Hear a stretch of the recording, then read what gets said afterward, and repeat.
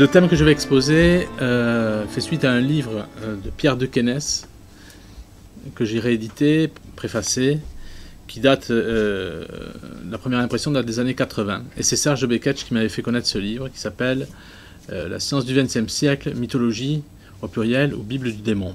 C'est-à-dire qu'en fait, et c'est pour ça que cet exposé de la Terre plate trouve tout son sens également dans cette dénonciation, on va dire, de la fausse science. Donc c'est par rapport à ce livre-là, où il y a également Pierre de Kenès était ingénieur en génie atomique. Donc il y a effectivement un mensonge dans la science. Et pourquoi?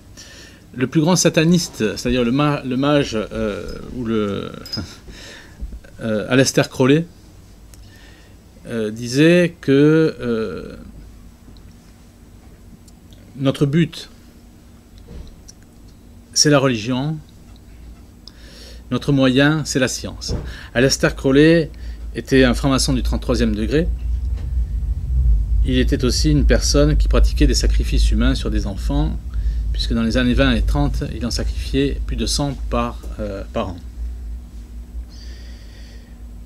Donc déjà, je dirais que ça donne le là, ça donne le ton sur ces gens qui ont une idée sur la science contemporaine.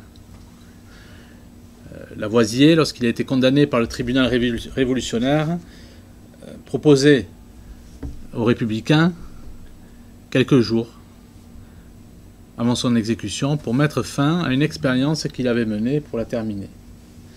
Le tribunal républicain a répondu non, la République n'a pas besoin de scientifiques. Nous en sommes là 200 ans après. C'est-à-dire que le but,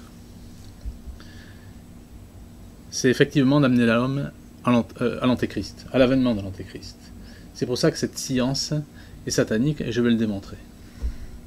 Donc on va prendre plusieurs cas, l'île de Pâques, les géants, le déluge.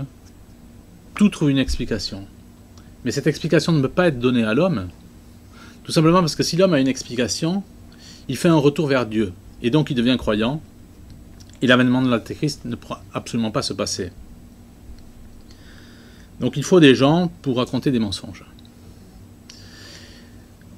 Lorsqu'on parle de la Terre plate, lorsqu'on parle effectivement de la vitesse de la Terre de 66 000 km/h, on tombe chaque fois sur des chiffres kabbalistiques. De Beketch me disait ça, toutes les dimensions de l'univers sont kabbalistes. C'est-à-dire qu'en fait, ça ne s'arrête pas avec la mort du Christ sur la croix, mais tout commence à ce moment-là. Le père Mainviel disait, vous êtes catholique ou vous êtes gnostique. Et la science n'échappe pas à cette règle-là. Vous êtes avec notre Seigneur ou vous êtes dans le camp de l'ennemi. On le voit très bien avec Darwin. Darwin publie De l'origine des espèces en 1859. On a fêté en 2009 donc les 150 ans de cette publication, la franc-maçonnerie bien entendu. Et De l'origine des espèces n'avait aucun succès, à tel point même que ce livre n'avait pas été acheté par la librairie du musée d'histoire naturelle de Paris. Et c'est Karl Marx, d'origine juive, qui appartenait à une secte satanique. Ça s'est expliqué dans un livre qui s'appelle Le Décalogue de Satan, où il priait la déesse Shiloh. Il découvre effectivement, Karl Marx découvre Darwin, et il dit ce qu'expose Darwin peut servir notre cause politique. Darwin sera ensuite financé par les Rockefeller, et même jusqu'à aujourd'hui, on a entendu parler d'un de plus, je dirais, pédosataniste proche de la maison d'Angleterre, Epstein, Ed Epstein, qui, grand pédosataniste qui donnait donc des soirées sur ses îles privées, est un grand financier du darwinisme et de l'évolutionnisme. On comprend, avec ces exemples, une fois de plus, que les satanistes ne se trompent jamais. On l'a vu avec Crowley, Epstein, etc. Alors Darwin c'est très simple. On a commencé à l'implanter en Chine. En 1873, c'est un quotidien de Shanghai qui parle de Darwin. Et ensuite, la traduction de son livre de l'origine des espèces est proposée en chinois en 1920. Tout simplement pourquoi? Mais tout simplement parce que, avant de proposer le marxisme à la Chine, il fallait proposer le darwinisme. Tout simplement pourquoi? Et ça, c'est Kent Hovind qui l'explique, qui est un anti-darwiniste qui sort de 15 ans de prison, quelque chose comme ça, aux États-Unis, qui explique une fois vous avez implanté le darwinisme dans une société, vous avez une augmentation, voire une explosion du banditisme, des divorces, de l'avortement et de la criminalité. Tout simplement parce que l'homme, s'il ne sait pas d'où il vient et s'il ne sait pas où il va, très grossièrement, je dirais, il y a de quoi péter les plombs. Et effectivement, on en est là. Puisqu'un homme sans Dieu est un homme qui est livré à tous les mensonges. C'est pour ça que cette histoire de Terre plate est vraiment passionnante.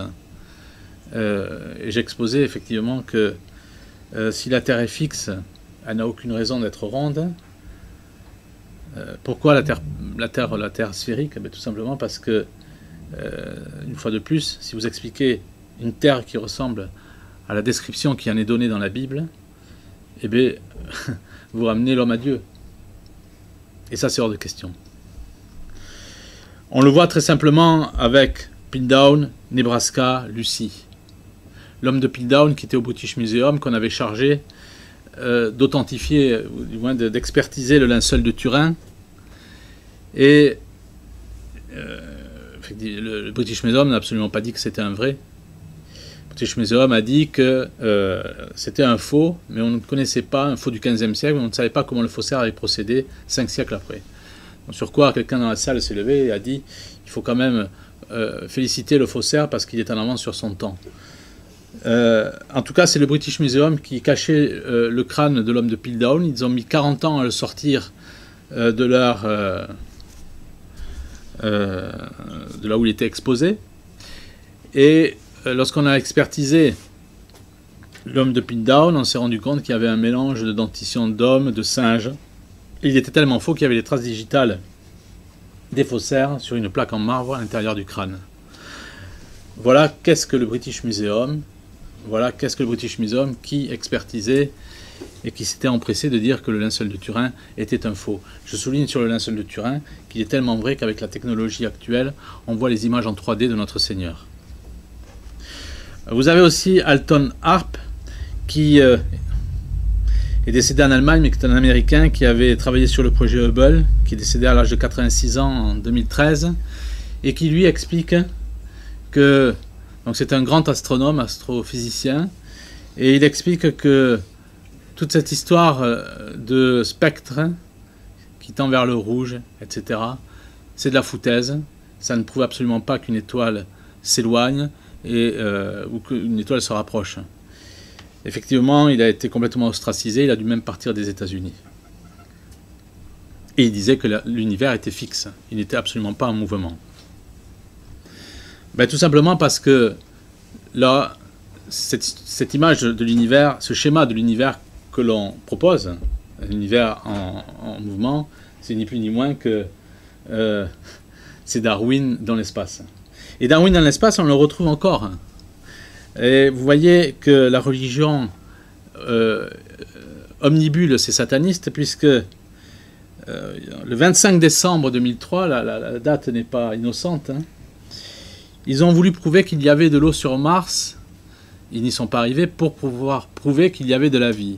Et donc ils ont envoyé une sonde qu'ils ont appelée Beagle 2, comme le bateau qui avait amené Darwin sur les îles Galapagos.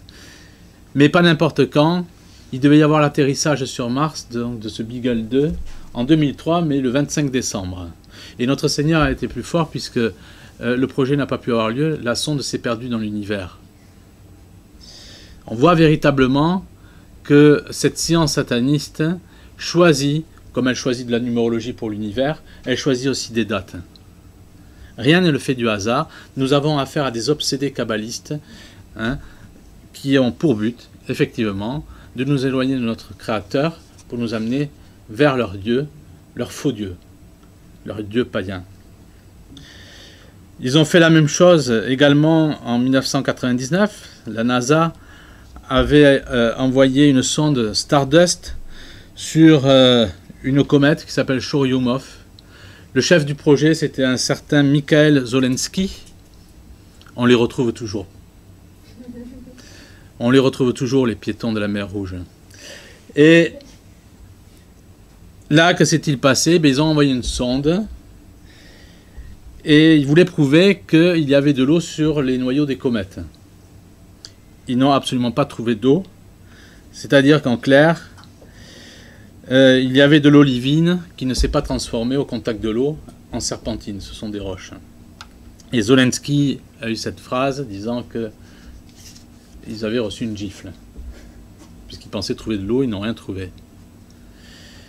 Effectivement, lorsqu'on regarde la Terre, on voit bien que la Terre est un miracle de la création et il n'y a pas lieu d'y avoir de l'eau ailleurs que sur la Terre. Et d'ailleurs, je précise une chose à propos des extraterrestres. Lorsque vous prenez le nom des extraterrestres, Astarté, Semjaz, etc., etc., les Anunnakis, ce sont tous des démons. Les kabbalistes se servent des extraterrestres, se servent de la fausse science pour les goïms, c'est-à-dire pour kabbaliser leur esprit.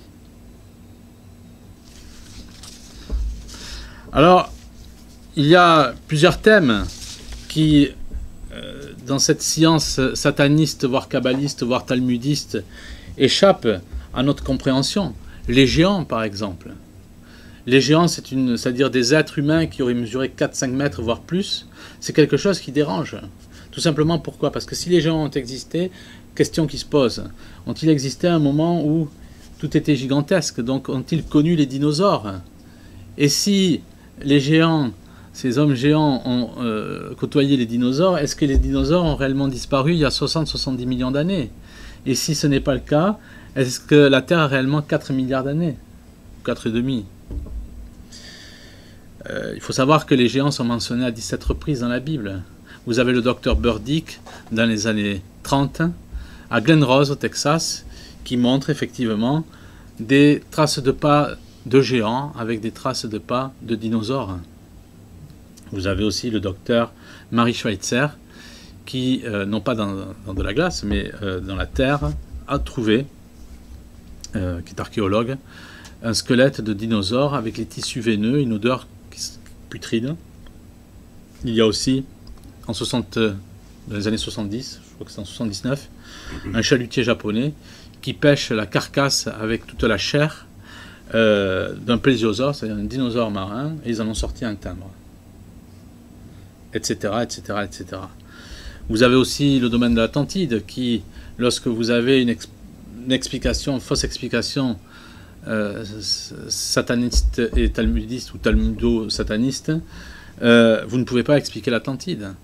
Il faut quand même savoir que c'est le prix Nobel de chimie Frédéric Soddy en 1921 qui explique que l'Atlantide était une civilisation bien plus avancée que la nôtre. Prix Nobel de chimie américain en 1921. Voilà tout ce qu'on nous cache. Et je peux parler aussi de l'île de Pâques. L'île de Pâques, il n'y a aucun secret sur l'île de Pâques. Quand j'ai écrit mon livre sur l'île de Pâques, j'ai découvert une chose, c'est que tous les prêtres, toute la connaissance de l'île de Pâques était possédée par l'Église catholique. Ce ne sont pas des rabbins ou des imams. Je dirais en allemand, Erhaus, disent ces gens-là. La vraie science est détenue par l'Église catholique, l'île de Pâques le démontre, et il y a même un évêque de Tahiti dans les années 1850 qui savait lire les rongo-rongo. Et pourquoi on ne dit pas la vérité sur l'île de Pâques? Parce que on tombe en plein dans le déluge. C'est-à-dire que les statues de l'île de Pâques, qu'on retrouve aux 3/4 enterrées, pas du tout enterrées, tout à fait enterrées, tout ça c'est le déluge. Et pourquoi les statues, les moailles, ne regardent pas la côte? Parce que l'île de Pâques existait avant le déluge. C'est un vestige d'avant le déluge. Donc la côte n'existait pas comme ça. Et vous avez même, ça va même encore plus loin, vous avez même en 1772 le capitaine Aedo y Fernandez, capitaine donc, du roi espagnol, du roi d'Espagne, qui va même émettre l'hypothèse de pyramides cachées dans le sol de l'île de Pâques. Et ça s'est repris par la suite dans les années 50-60 par un certain Jean-Louis Vincent, qui est un professeur d'archéologie et qui est responsable même de l'école d'océanographie de Paris, sur ces histoires de pyramides enterrées dans l'île de Pâques. Si on prend l'île de Pâques aussi, vous avez un axe parfait, île de Pâques, Machu Picchu, découvert seulement en 1911, et Gizeh, avec d'autres pyramides entre-temps. Nazca également est sur cet axe-là. J'explique dans mon livre sur l'île de Pâques que l'île de Pâques, qui date avant le déluge, ces statues que l'on voit, donc les Moai, sont les représentations de la branche maudite de Caïn, qui a été allédie par le péché, Caïn qui tue son frère. Et elle relie une autre branche maudite, mais pas d'avant le déluge, d'après le déluge, celle de Cham, qui va donner lieu aux faux dieux, c'est-à-dire aux pharaons, etc., et les dieux païens. L'arche de Noé passe aussi à la trappe. Le tsar Nicolas II a fait une expédition. En 1917, elle a dû être arrêtée pour cause de révolution bolchevique, où sur les 5 ou 6 qui sont partis sur place, un seul est revenu vivant. Les bolcheviks se sont chargés d'éliminer les autres. C'est une logique que vous avez chez les gauchistes, chez les francs-maçons. C'est le crime. Vous le voyez avec la Vendée, je vous renvoie à l'histoire de la Vendée.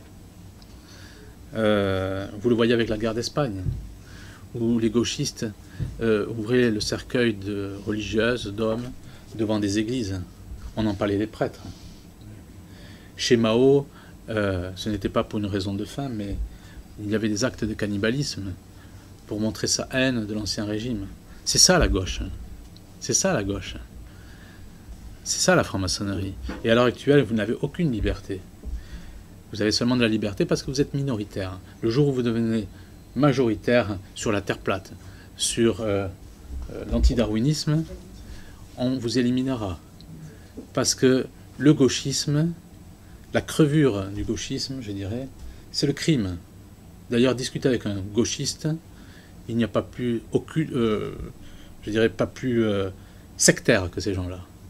Parce qu'ils ont le gène anti-Dieu. Ce n'est pas magique, c'est, je dirais, c'est divin. La bête les rend bêtes. Et il n'y a jamais de fin dans l'horreur avec ces gens-là.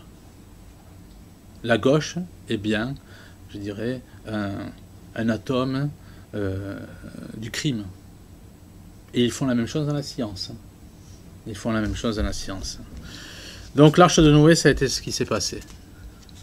Lorsqu'on a condamné à mort, je ne vais pas faire une digression, mais notre roi Louis XVI, sur l'axe solaire de Paris, c'était un crime rituel.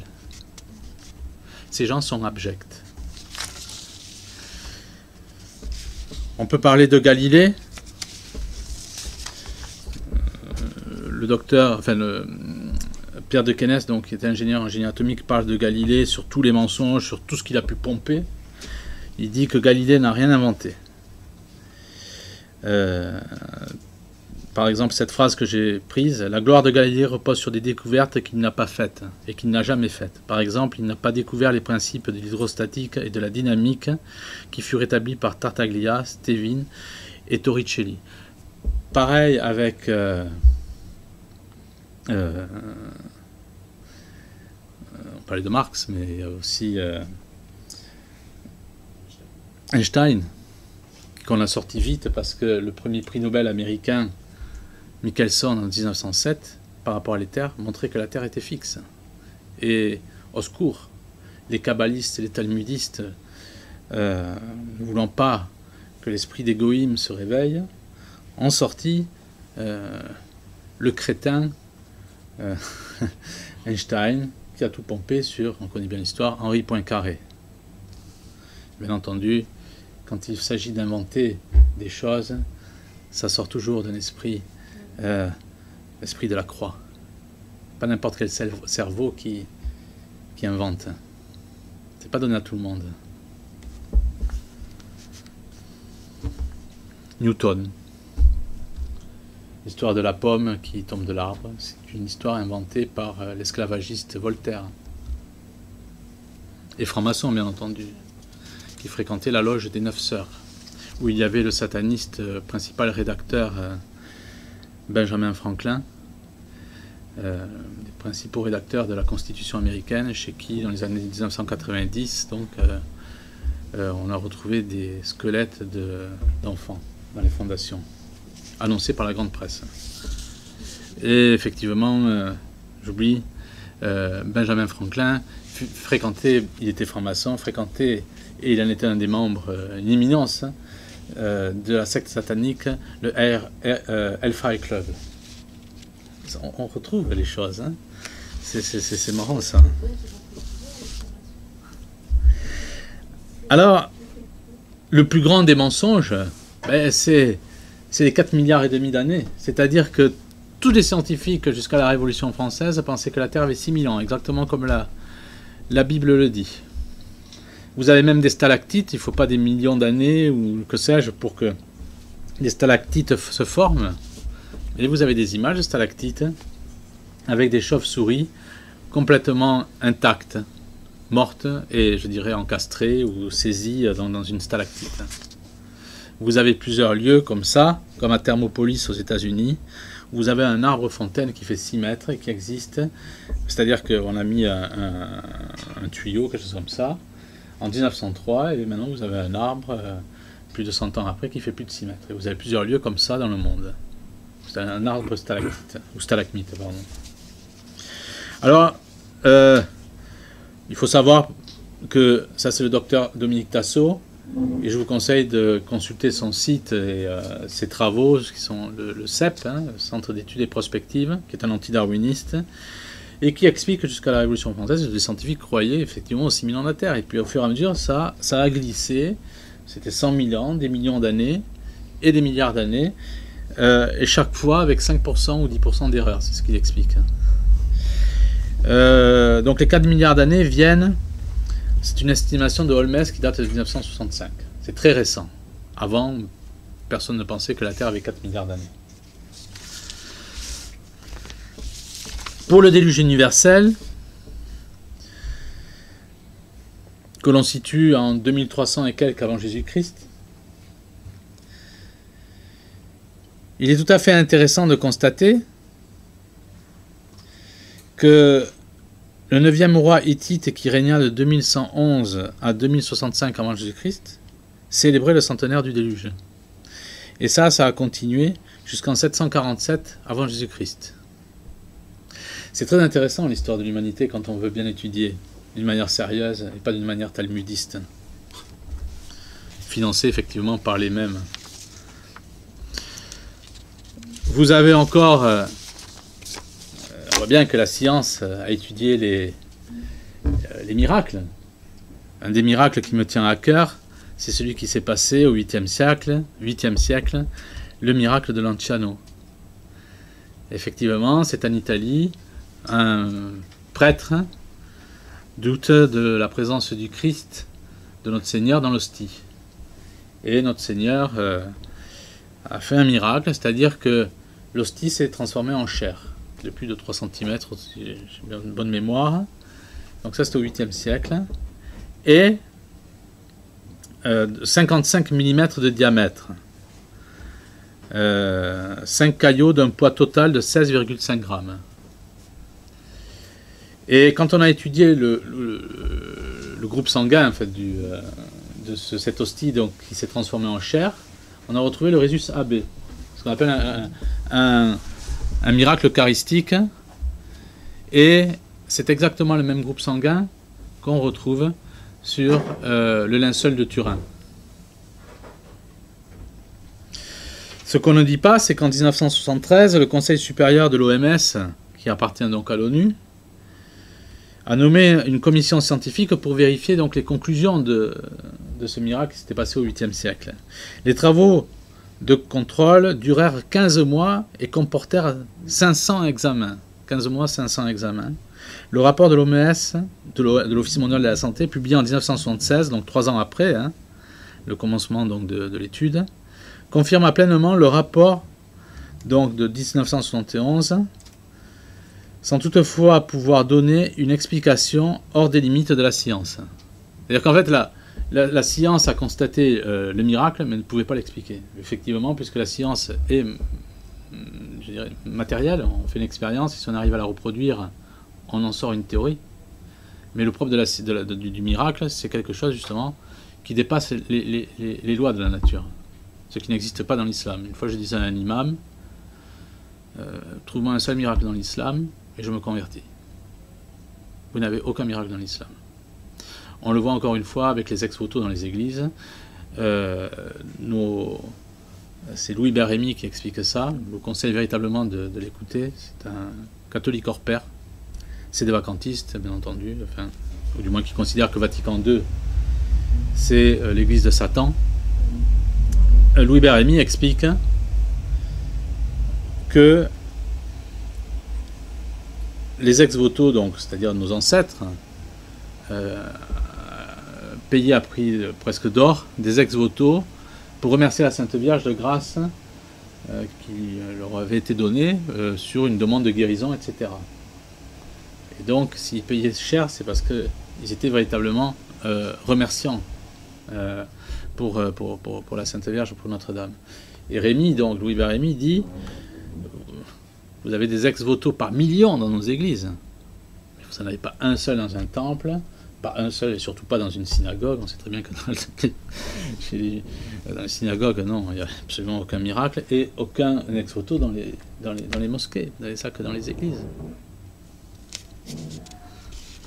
Donc voilà, les miracles sont attestés, on le voit bien avec le linceul de Turin, où à l'heure actuelle, vous voyez le linceul de Turin en 3 dimensions, en 3D. Il en va de même pour la médecine. Cette médecine qu'on nous propose est une médecine sataniste, qui a pour but de tuer l'homme. On le voit avec le professeur Lépine, à qui on a fait fermer son service de cancérologie, qui avait, je crois, plus de 80% de taux de guérison. Docteur Joyeux, etc., etc. Et vous avez la même chose avec le Vatican. Je vais vite en besogne, mais regardez par exemple depuis Vatican II, nous sommes en plein dans les prophéties de Notre-Dame de la Salette qui apparaît en 1846 pour la première fois en pleurs, 12 ans avant Lourdes, et Notre-Dame de la Salette dit l'Antéchrist régnera au Vatican.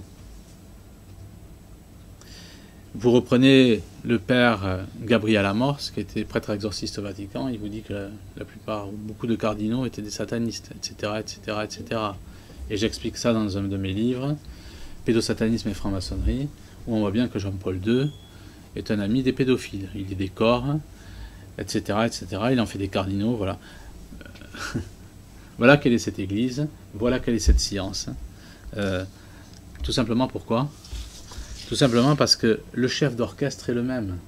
Celui qui dirige la science, c'est exactement le même kabbaliste qui dirige l'Église, puisque l'Église n'est plus catholique. Et d'ailleurs, j'en profite pour faire un appel.